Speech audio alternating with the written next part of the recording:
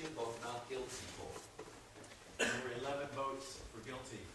It's not so easy for me to raise my hand and send a boy off to die without talking about it first.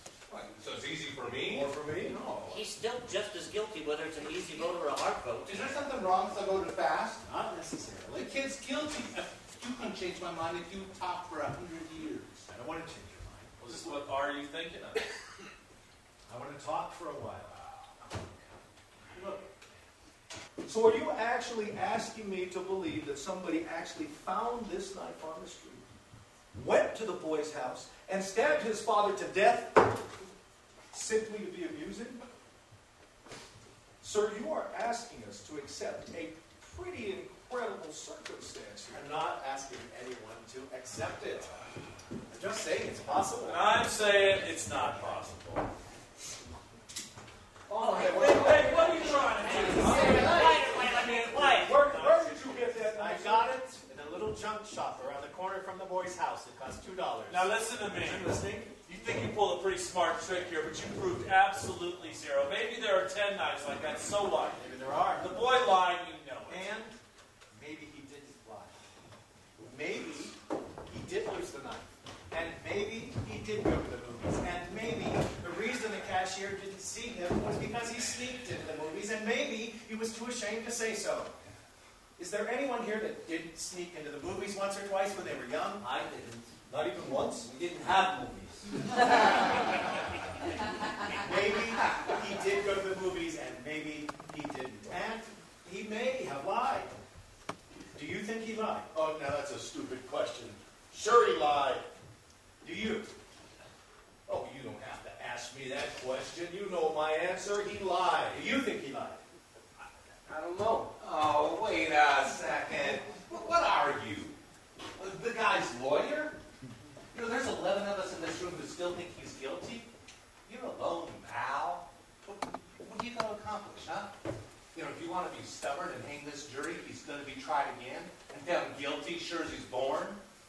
Probably. That's good enough, isn't it? Where was his bedroom again? Oh, down the hall somewhere. Down the hall somewhere. Are we to send a boy off to die because the room is down the hall somewhere? You know, I thought you remembered everything. Don't you remember that? No, I don't. I don't remember it either. Mr. Foreman, I'd like to see the diagram of the apartment. Oh, man, why don't we just run the trial over again so you can get it straight, huh? The room is down the hall somewhere. Yeah. Do you know exactly where it is? Please, there was a life at stake here. Do you know?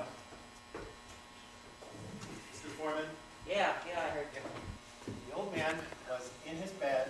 He says he got up, went out into the hall, went down the hall, and opened the front door just in time to see the boy racing down the stairs. Am I right? That's the story. That's what happened. 15 seconds after the body fell. Correct.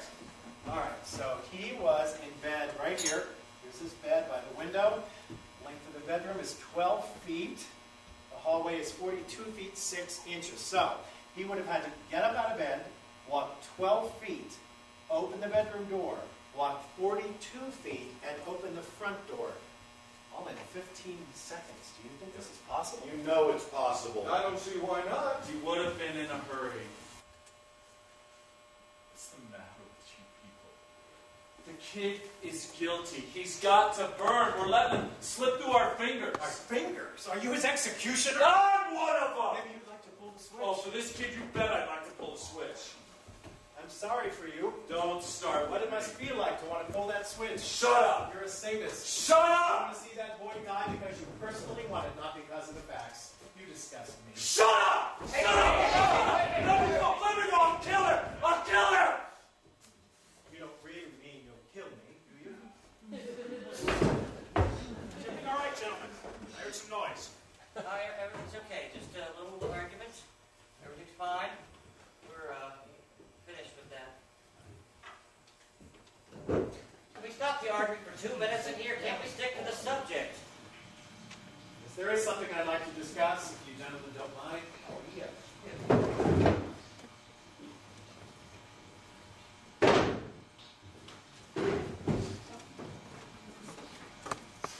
All right. An important point for the prosecution was the fact that the boy, even though he claimed he was at the movies during that time in which the killing took place, couldn't remember the names of the pictures he saw or the stars who appeared in them. this gentleman has repeated that point in here several times. That is correct. It was the only alibi the boy offered, and he himself could not back it up with any details at all. All right, but putting yourself in the boy's place, if you can, do you think that you could remember details after an upsetting experience such as being struck in the face by your father? If there were special details to be remembered, yes. They are going to cut us up. That's their intent, to cut us. I am warning you.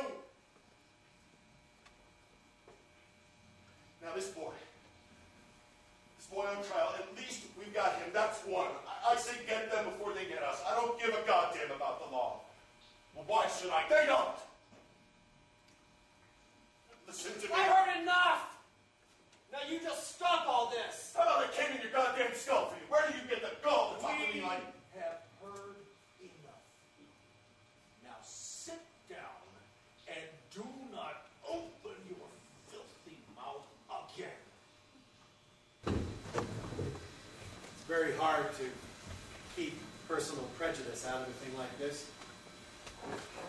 No matter where you run into it, prejudice obscures the truth.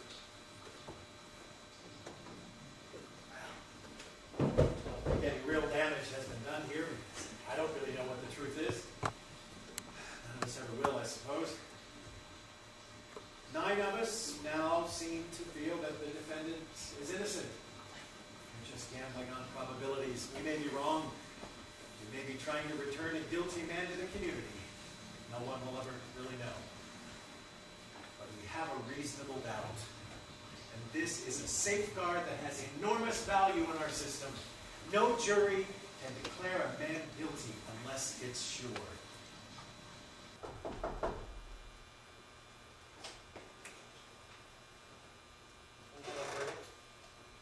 All right, gentlemen, take your seats in the jury box, please.